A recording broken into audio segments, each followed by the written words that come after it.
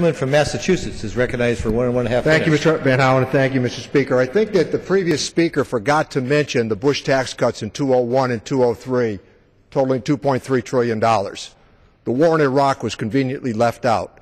The process of sequestration was ill-considered, and the result is all around us. Listen, I was happy to have it until I heard that the Republicans were responsible for all the good things that are in this, and the Democrats were only responsible for the revenue side. Revenue is at about 16% of gross domestic product right now. Those are the Eisenhower years. And we need to have this discussion. Now, let me say this as well.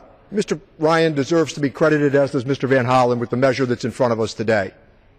But if we could get past some of the acrimony and the ill-considered language here, maybe we could find a path forward. The Medicare picture has brightened substantially. It's wild what's happened.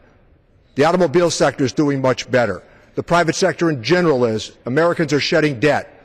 But not to miss the point that there's a very elusive term that needs to be addressed in America today, and it's the term of confidence.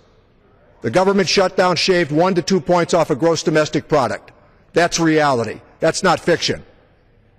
We need to get past, again, the harsh language that has now taken over this institution and provide investors and provide the American people with the idea of some confidence to unleash the forces of that $2 trillion that's sitting here domestically and another trillion that's sitting offshore.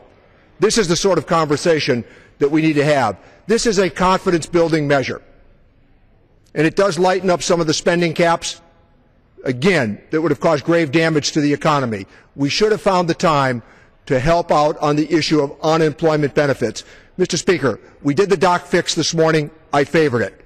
$8 billion over 3 months. We could have found money in this budget to extend unemployment benefits to the American family.